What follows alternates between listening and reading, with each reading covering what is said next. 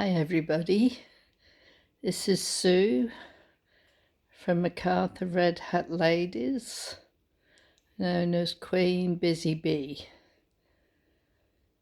I just wanted to fill you a little about my history of late. And if I have let any of you down, I do apologize, but it was completely out of my control.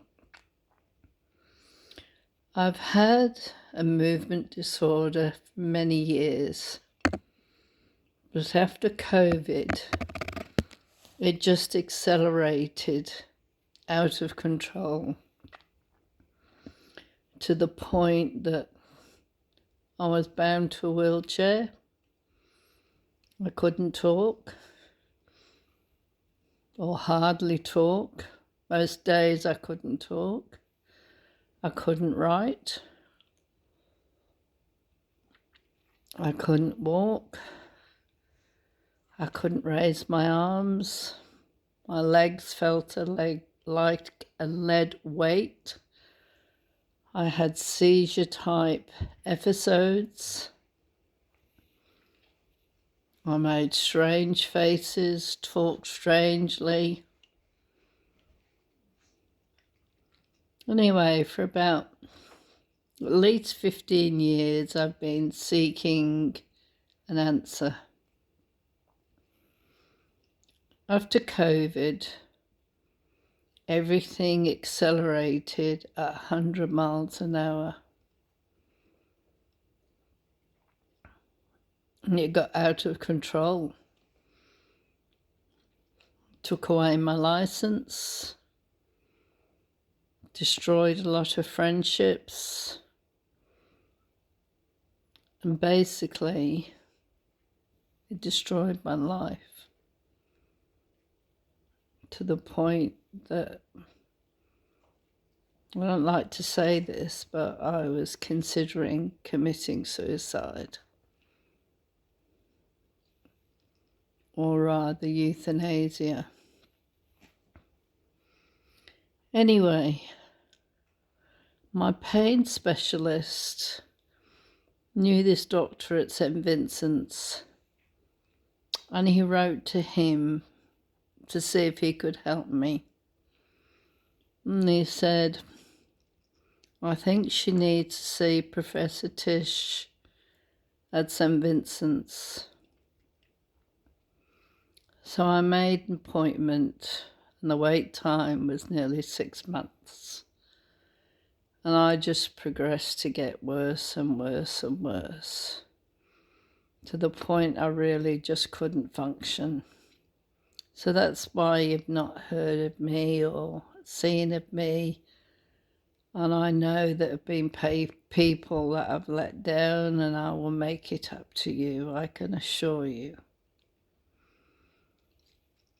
Anyway, this doctor referred me on to another professor, Professor Stephen Tish at St. Vincent's. $500 later, I got a diagnosis of FND, which stands for Functional Neurological Disorder, which means my brain isn't functioning or sending the signals as it should be. Now, the known treatment for this has been the same as they do for Parkinson's, where they implant a stimulator in your head and controls your brain. However, this all happened at the right time. Professor Tish had been studying what they call TMS therapy, where they use magnets to alter the hemispheres in your brain. And it's measured to know that they're in the right place by the movement of your hand. So on the 7th of June of this year, I went for my first treatment.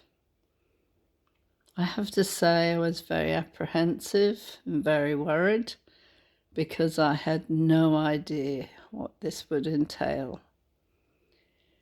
And if it didn't work,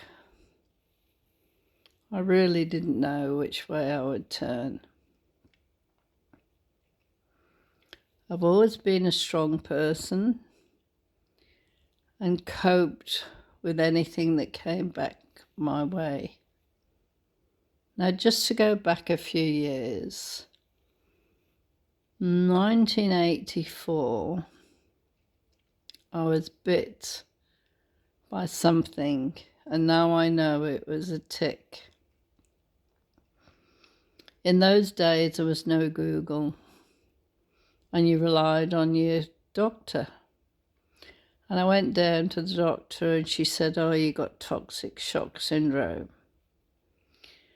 Because I had a massive rash that was spreading and actually burning my skin off. From that moment on, I was never the same person. I used to run, used to take my kids running, went in the city to surf, dragon boat racing, etc., etc. The years ticked on, and my chronic fatigue got mightily worse. I just couldn't get out of bed in the morning. My joints ached unbelievably, and I was told that I had fibromyalgia and arthritic pain. Well, one day I happened to go to a park. I worked for National Panasonic at the time, and I was a demonstrator there. I used to demonstrate on the National Panasonic bus. So for those of you remember it, microwave teaching. A very good company to work for. And that day was a very hot day, and I remember it vividly, and I shivered all day. Well, the next day when I woke up, I couldn't get out of bed. I couldn't walk. I had no idea what was going on. Google was still really not around. And for those of you that remember, if you had a computer, you had to put all these codes in to get the machine to work. But even then, the information you could get is nothing like it is today. So I went down to a doctor, and he said, "My dear, you need to go and buy the biggest box of Panadol that you can because you've got rheumatoid arthritis." Well, now I know that's a load of rubbish because that has to be diagnosed by a blood test. So my next step, I went to a chiropractor who practiced iridology. And he said, "My dear, I don't know what's wrong with you, but there's something very drastically not right. But what it is, I don't know."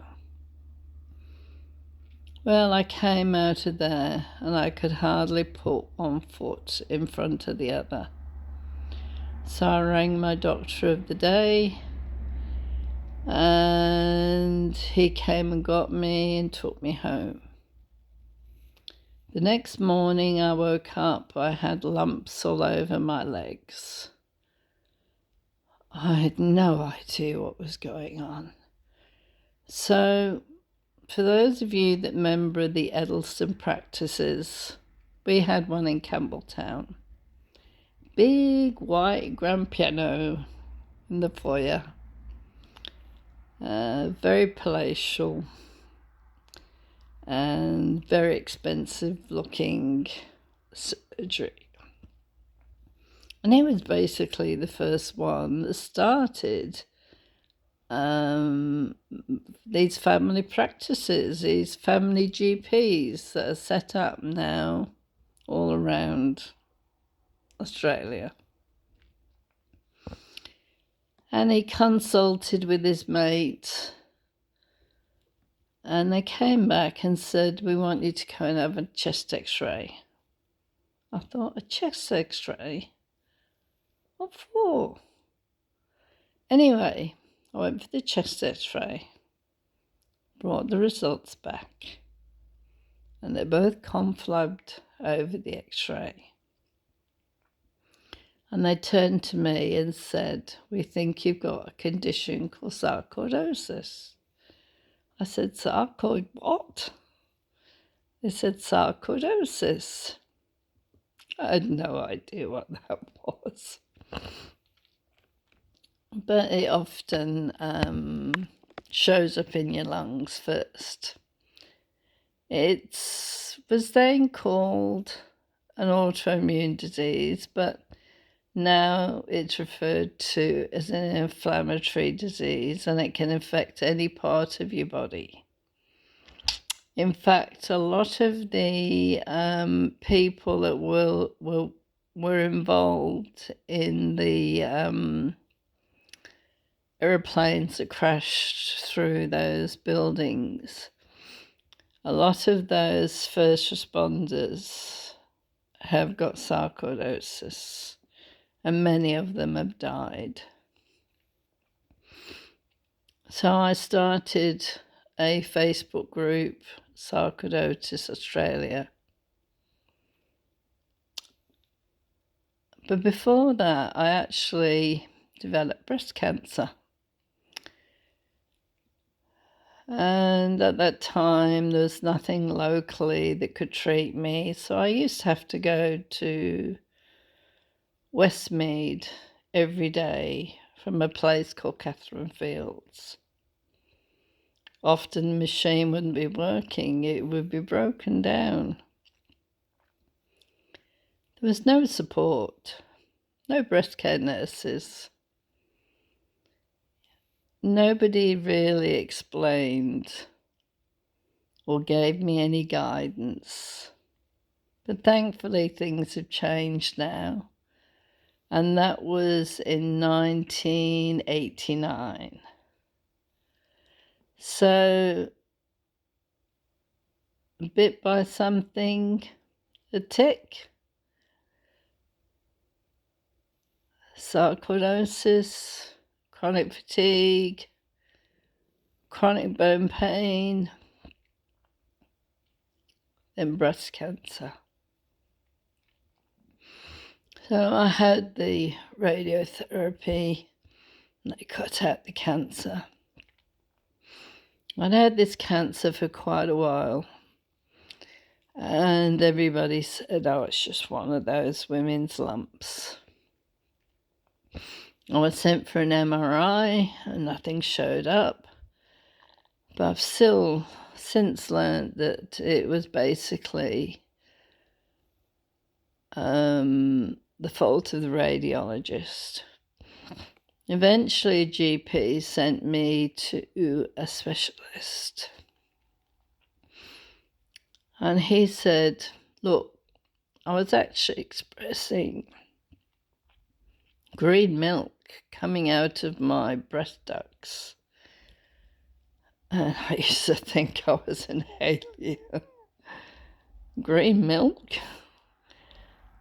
Anyway, eventually, after going back a couple of times, he decided to do a needle biopsy.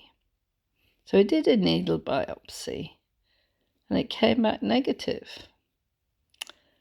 I thought, I must be imagining this lump, and I kept feeling it. But it was definitely there. So he eventually decided he wanted to take this lump out. I happened to get an infection in the wound, which, if any of you have been through that, you'll know it's quite painful. Then I receive a phone call from him to say, Mrs. Sherratt, I'm really sorry, but that lump you've got in your chest is cancerous. You need to come back in and have it taken out. Well, looking back, it's a lot harder for people looking on from the outside than it is the person that's dealing with it. I've always been a positive person and tried to make the best of everything. So I just shrugged it off, and he ended up sending me to a cardiologist because it can affect your heart. Luckily, my heart was okay. But because of the inflammation in my body, he put me on a drug called prednisone, which I wish I'd never been on because it does ruin your immune system, and also it's not a good drug to be on. And I reacted very badly to it, and it made me very emotional, teary, depressed, etc., etc. Where technically it's supposed to have the opposite effect, but for me it didn't. So I was eventually weaned off that drug. Now, over the years, my history reads like a book. I've had so many things wrong with me. It's not even worth speaking about. I eventually got tested at Australian Biologics in Sydney, and it showed up that I had Borrelia. But what type? I don't know. I also was in a test at Sydney Uni. They had a tick unit there, and that showed up oddities in my blood. I went to Germany, which wasn't successful. In fact, I had chronic diarrhea, and I had it that bad that one day I took myself to the hospital. Now, being a British citizen, you're supposed to have reciprocal rights. But they came and questioned me and said, what are you doing in Germany all on your own? And I said, I'm having some medical treatment for tick-borne disease. Well, that was the wrong thing to say because I was there having medical treatment. I'm not covered under the reciprocal rights. So they said, you're going to have to pay. Oh my goodness. I don't have the money for that. This whole trip has cost me between 30 and 40,000 as it is, which came out of my super. So what did I do? When nobody was looking, or I thought nobody was looking, I absconded the hospital. I ran for all my might. Went to the place where we were staying. There was a heap of us there, mainly English, Australians, a couple of Americans, etc. And we got really well to know each other.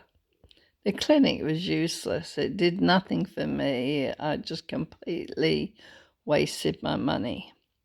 But I did find out that I have co-infections, which most people do when they've been bitten by a tick. So I gathered my stuff up, found out when there was a flight to the UK, because that's where I'm from, and got my brother to arrange to pick me up from the airport. So I absconded the country. And let me tell you, I was so worried because I could see myself being arrested at the airport and put into custody in jail. Oh my goodness. That was an experience and a half. Anyway, I got out of the country, okay. And don't know whether I ever dare go back, but I'm not really interested at the moment in travelling anywhere other than Australia. So I stayed with my brother and my father, eventually went home. And things just carried on as normal. I had a GP in Sydney that specialised in sarcoidosis, which I found out from a doctor in America who is actually from WA. So what I found out is that you have to be your own doctor. You have to try and work things out for yourself.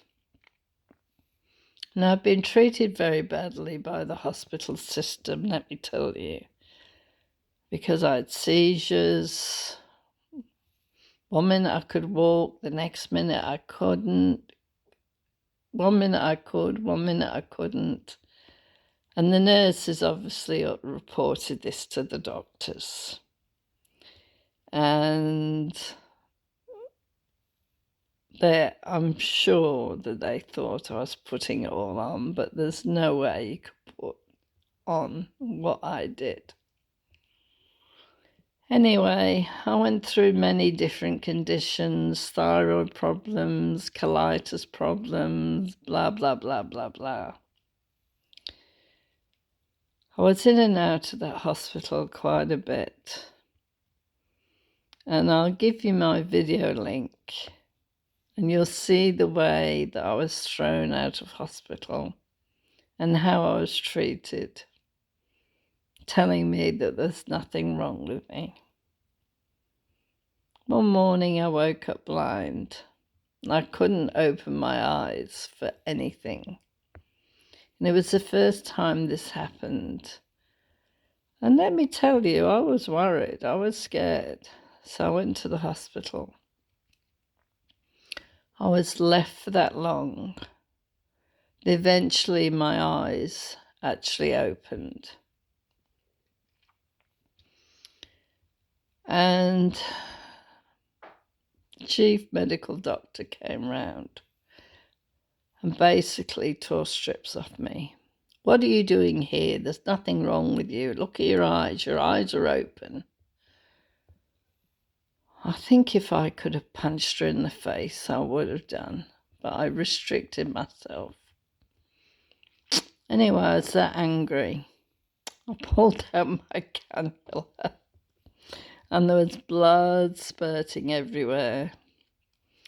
And I got the sheet and wrapped my arm around it. And the nurses saw and they said, "What do you think you're doing? You don't do that sort of thing." Oh, well, I did. And I was angry. I just wanted to get the heck out of that place. And that wasn't the first time this had happened, for other reasons that were wrong with me.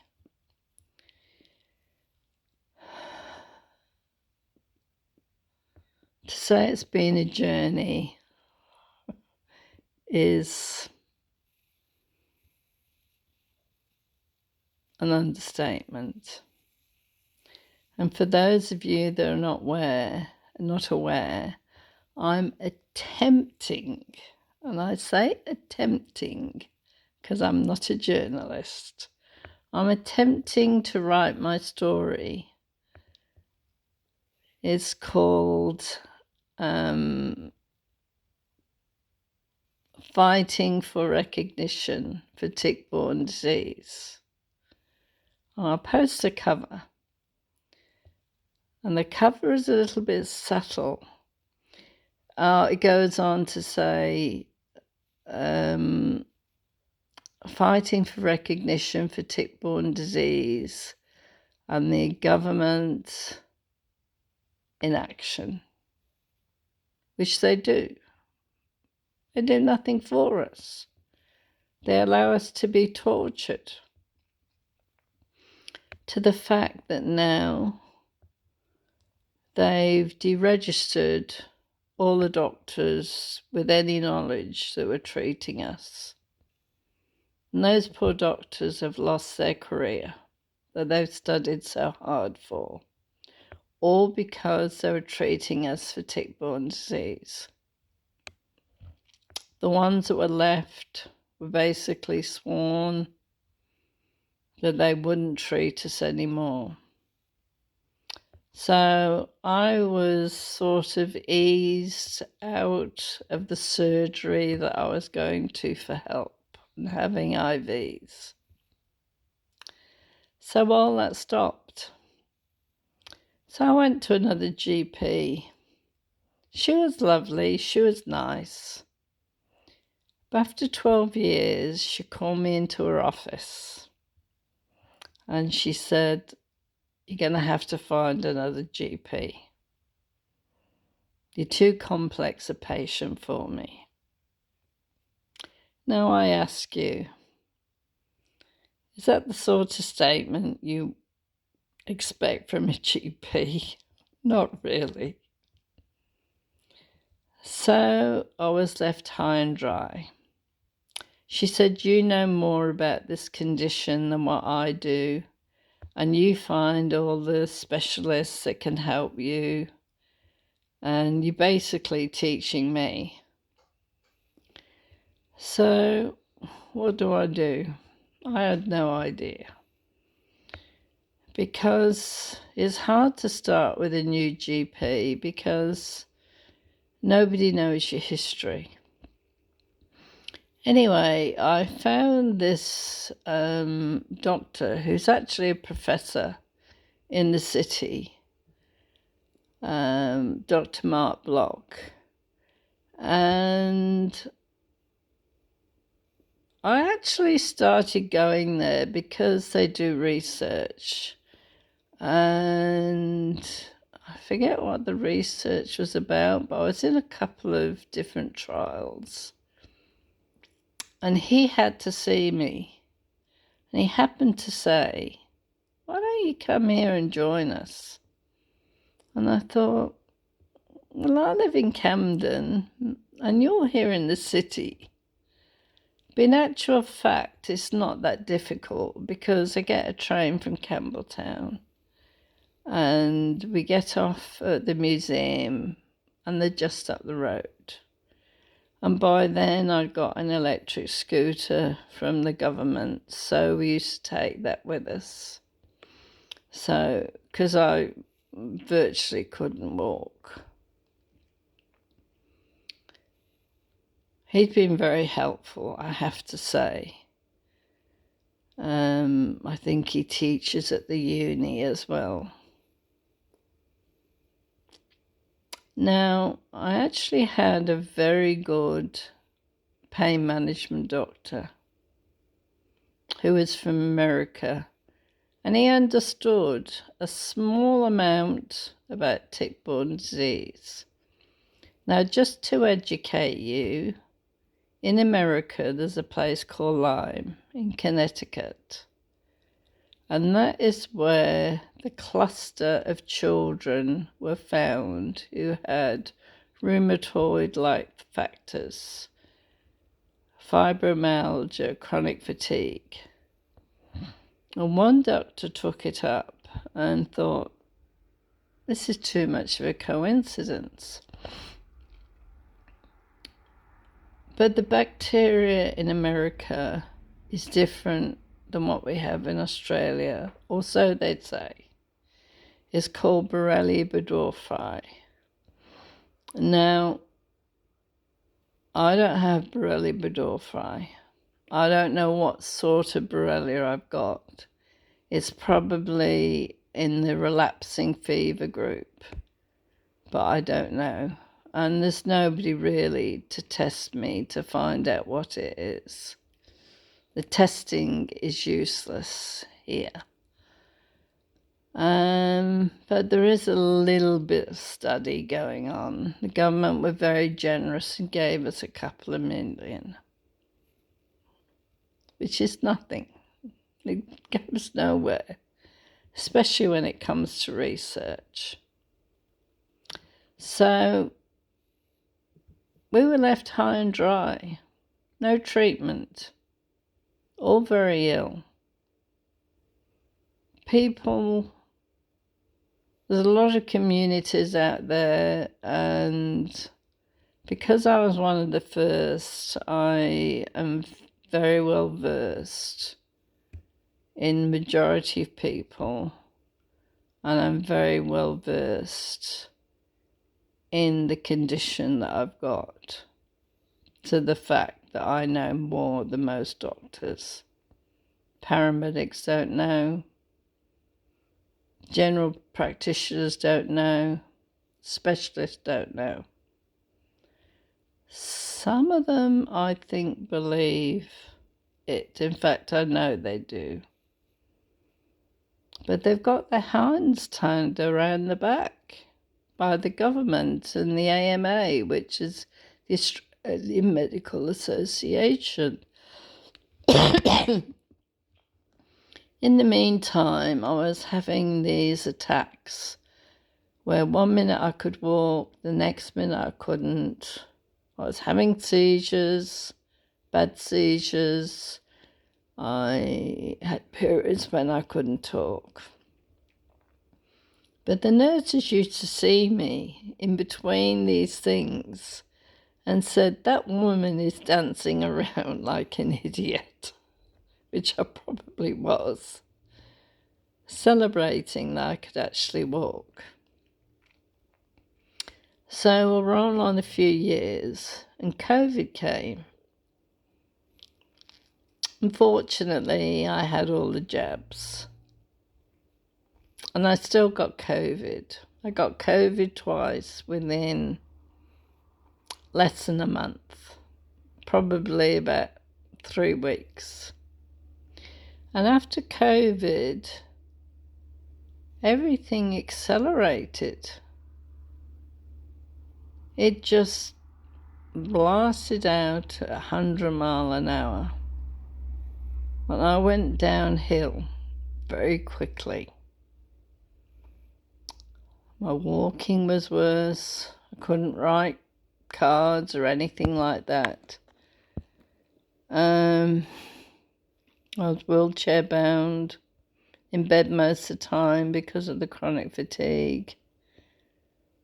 So why am I telling you this? Well, I'm telling you because I have let some people down, and for that I really apologise. But to be quite honest, it's all been out of my control. You can't control your health. The lymphocytic colitis was a nightmare. I lost my bowels in some of the worst places. One of them was Woolworths. And I can't tell you how embarrassing that was. And that was before I was really diagnosed. Now, with lymphocytic colitis, it has to be diagnosed by biopsy. And basically every part of my body, my bowel, had colitis, lymphocytic colitis, which is in the microscopic group. I was put into rehab for a short while, and they were good to me there. They weren't good to me at Campbelltown Hospital. I've had some terrible experiences. Been thrown out that many times when I was an absolute mess, which you will see on my YouTube channel if you care to look. Anyway, things just carried on and got worse and worse. There was no reprieve. I used to get a reprieve at first, but then it just started to disappear. So I know all the lurks and perks. I know how to get equipment out of the government. I know how to get taxi cards, cab charges, a card for the person that's with you if you go to the theatre, if you go to certain venues like the shop, where they have all the fish, aquarium. You can actually get your carer in for free with this card. So if anybody wants to know the best way to go about things, I'm probably the person to go to, because I've taught myself everything. But I did work in the healthcare industry. In fact, I started my life as a nurse at Nottingham General Hospital in the UK.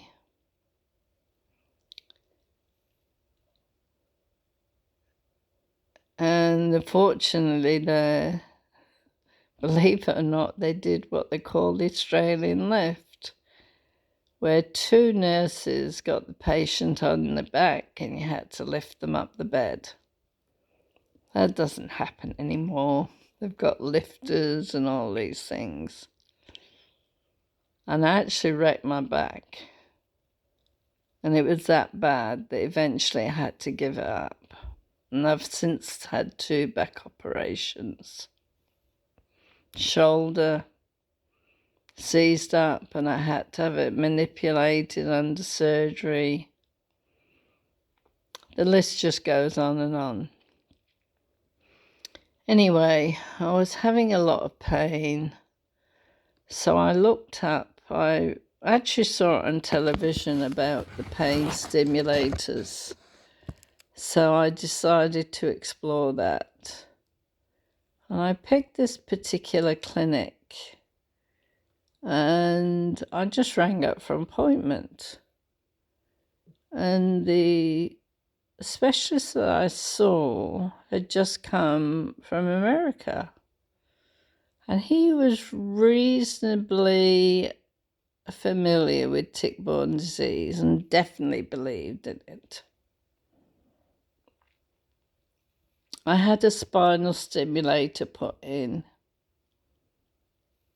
which was, I have to say, has been a lifesaver because I'm on very little medication. Now, there's a lot of negativity out there about these sort of types of equipment that are implanted in your body. But the way I look at it, it depends who puts these apparatus in your body, what expertise they've got, how many times they've done it. And I think a lot of the negativity is due to the person that actually inserts the stimulators. So I was very fortunate because Bupa, who somehow I've managed to carry on all that expenses of health funds. I only have hospital. I don't bother with extras because it's just too expensive. and I wasn't getting my money's worth anyway. And Bupa basically paid the whole lot. The whole lot. And Medicare covered the rest. And I had a very small gap payment because I negotiated with the hospital and the specialists, and yeah, I got a bit of a discount. So it's worth asking and fighting for if you can.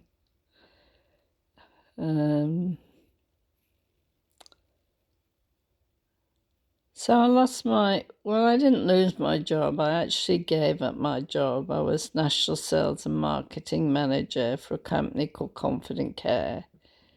And we sold patient care products right around Australia. Government contracts, I did, blah, blah, blah, blah, blah.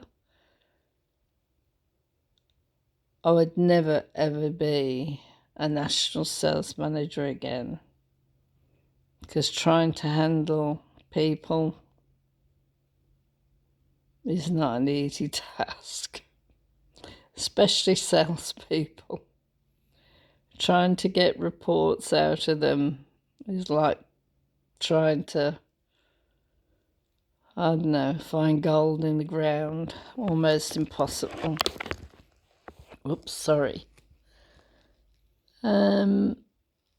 Anyway, I realised that I wasn't doing my job properly anymore. So, very sadly, I gave my notice in. I was very fortunate because I went to Centrelink and I can't remember if I was in my late 50s or early 60s, but I was no near retirement age at that time. And everybody had said, oh, you got no chance, they won't give it to you. But I was that broken-hearted in the interview. I cried and sobbed naturally all the way through. And I think the lady felt very sorry for me. And what she said to me, look, a lot of these cases get knocked back. But let me give you a little bit of advice. If you get knocked back, make sure you apply again and again and again. Anyway, I got past first time, given the disability pension, which amazed me. I was up front with them and told them I was living with a guy, that even though we like each other a lot, we're not in a relationship. And they said, that's okay. So I'm classed as a single person and I get my pension. He's a self-funded retiree. And that's another thing. It's very unfair because he gets about the same amount as I do without all the concessions that I get. So a lot of things are not right in our system. Anyway, my movement disorder just got worse and worse and worse. And my pain doctor knew this doctor at St. Vincent's. And he wrote a really good referral letter for me, and he did it free of charge. And he sent it off. And the message came back, look, yes, she's come to the right place, but she really needs to see Professor Stephen Tisch, not myself. So I think 5 months later, I got an appointment. And $500 later. But let me tell you what, I do not regret it. It's been worth its weight in gold. Anyway, he diagnosed me nearly immediately with FND, which is functional neurological disorder. And he offered me a new treatment that's used for Parkinson's, FND, people with bad dystonia, anybody with the movement disease. Now, this TMS, I looked it up and it's hugely expensive. But he said it's not going to cost you a penny. We're going to have it done at St. Vincent's Public, which I've since found out it's not really St. Vincent's Public. Even though they're funded or under the government stance, because they're connected with the private hospital, they are actually not a public entity. I forget what they call it. It's, anyway, it doesn't really matter. So I had to wait quite a few months for this appointment, and it happened last week. Last week? Yeah, last week. On the 7th of June. And they use these magnets on your head and they have to find the right place. And they know they've got the right place because they look at the movement of your right hand, your right fingers. And depending how your fingers move, they know they've got the right hemisphere in the brain. It didn't hurt, but it was very strange. And it just felt like somebody was knocking on wood, which my head is probably made of wood. And when I went in, I was an absolute mess. I couldn't hardly see. I was shaking. Couldn't walk. In fact, Dr. Tish said, look, if you can't keep yourself still, we can't go ahead with this, which panicked me no end. Anyway, he got my carer, Brian, to come and hold my head because half the time I didn't even know that I was shaking my head. And that's another story. Anyway, once this treatment had finished, I felt different. And left there, went home. No shaking. No movement disorder. Could speak properly. My eyes weren't closing. I could write. I could draw circles, which I couldn't before. Everything that was wrong with me was basically fixed in this one treatment. And my GP was telling me that he's got a Parkinson patient that's just undergone the same treatment. He's come out well. They say about 6 treatments is what you need. So I think I'll get my license back, which will give me the freedom that I haven't had for a long time. But having said that, I felt so crap. I really didn't feel like going anywhere. And if anything happened, I'd end up having the ambulance called. and that's what I didn't want. And just incidentally, I'll show you what I made. I've actually done a card. I don't know whether you can see it. It's got a QR code on. Now that QR code links to Google Doc.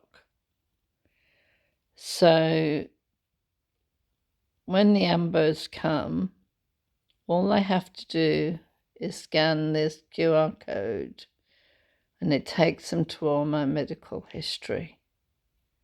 Now, if any of you want one, I can help you. This is a stainless steel card, so it's fairly solid, but you can have it on anything. In fact, I got one made. I can show you without getting in my way. Where are we?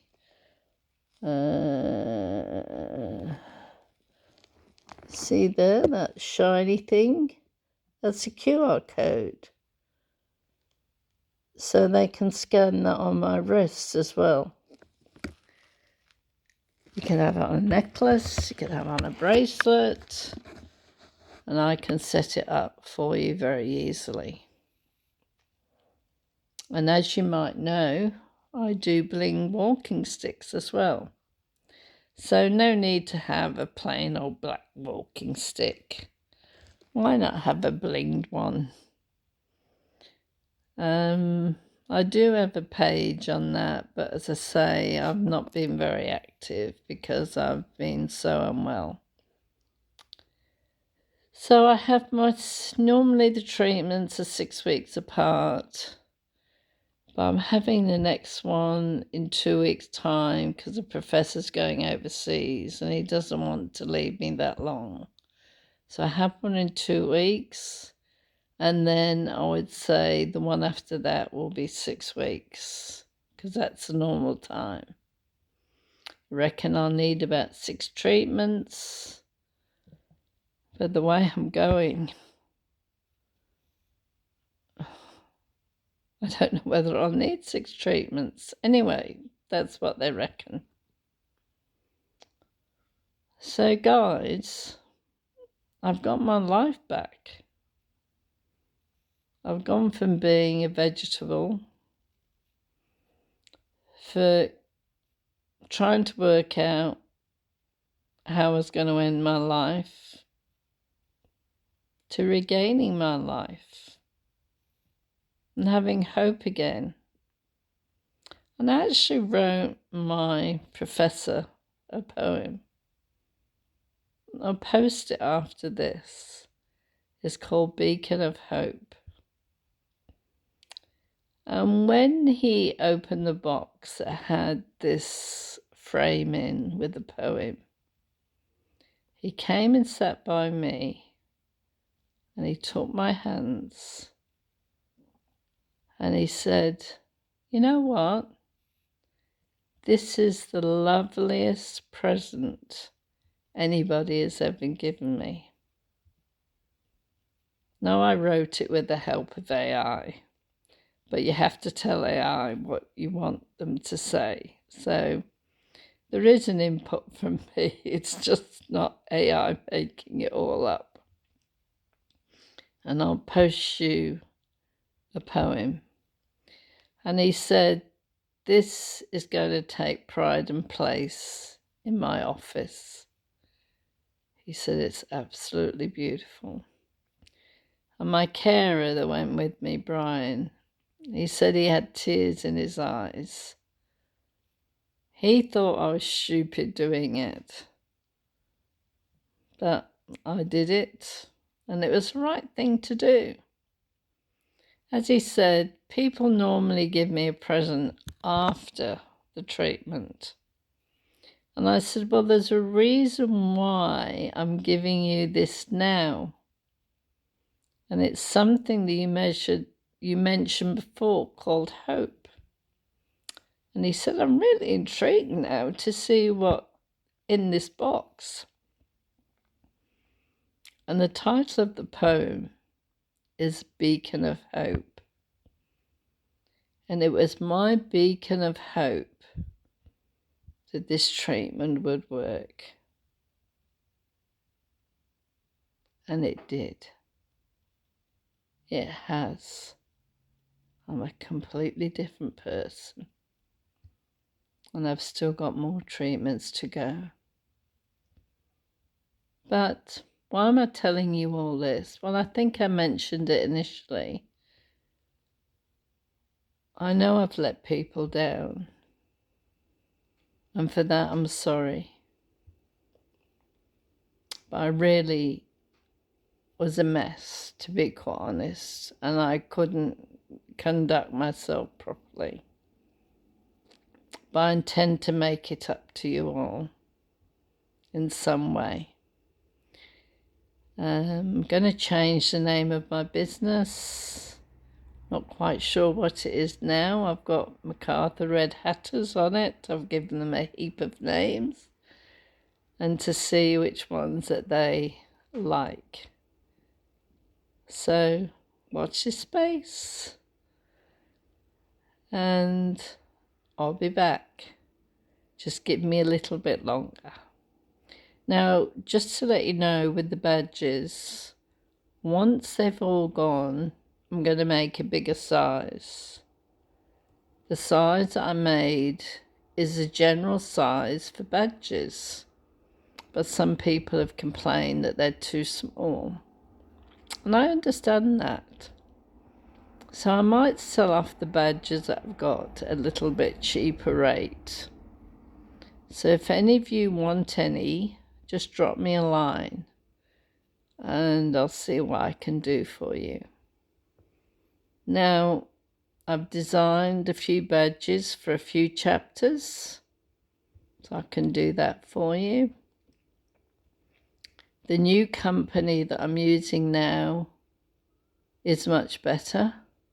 Basically the same price, and they'll do them at any size I want. Plus they'll do magnets and pins. Now just be aware that people with a pacemaker, from what I've heard, should not wear a magnet. And I found a little bit of a problem with the magnets. And I won't buy any more magnets because they stick together. The magnets attract to each other. So it's a bit of a pain in the neck.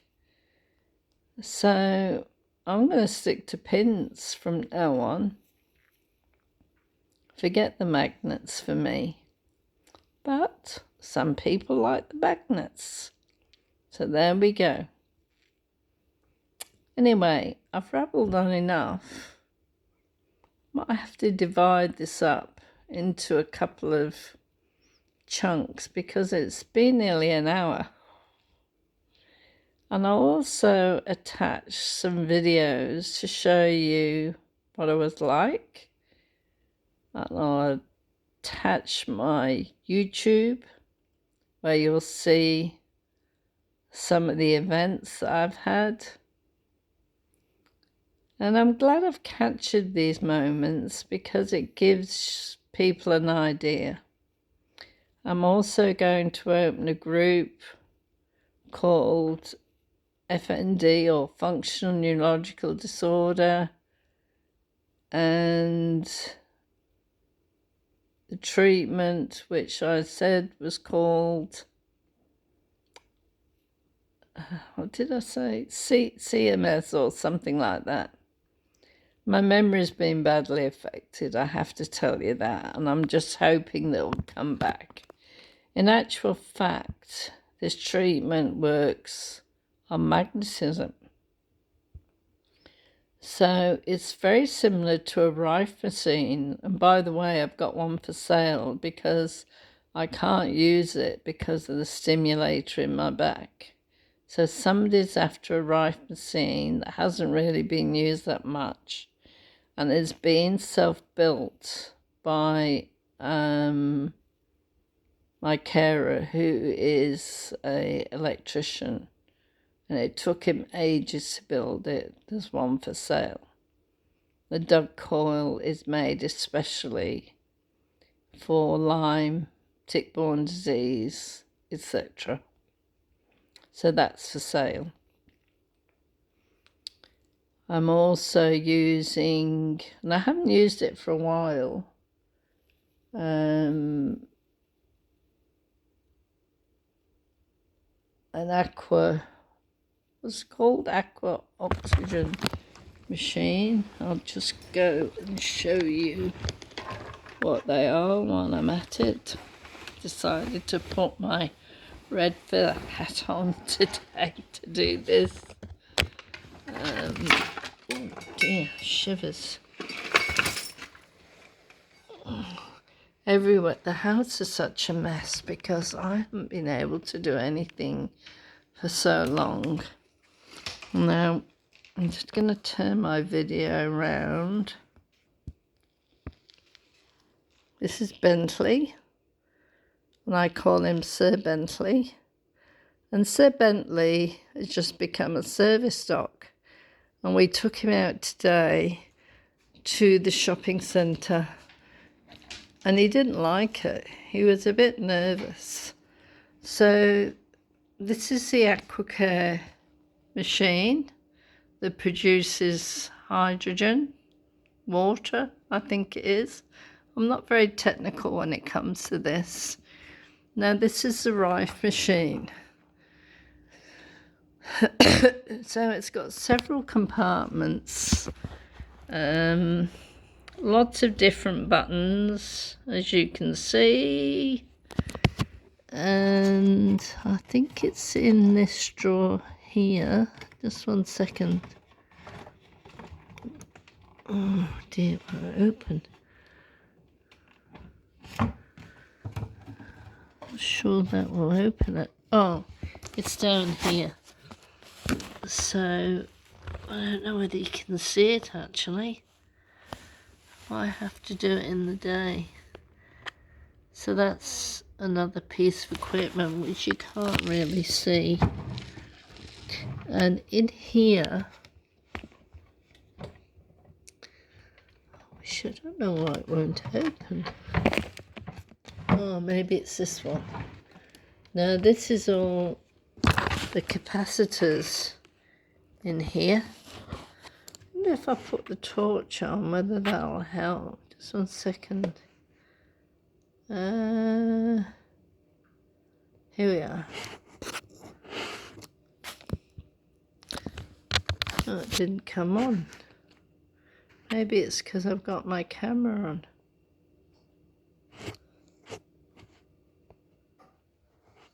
No, can't turn the torch on.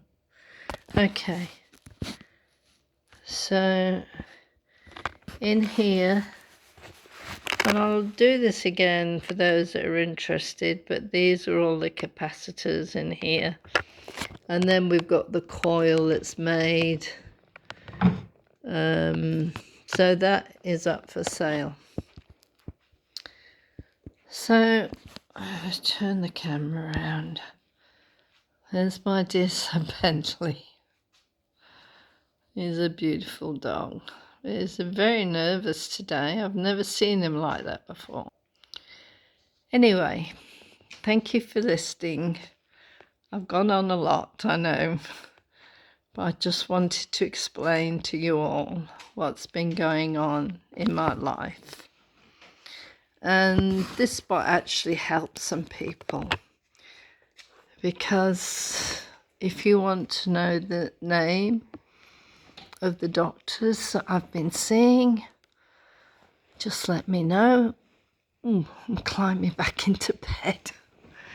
And I'll point you in the right direction.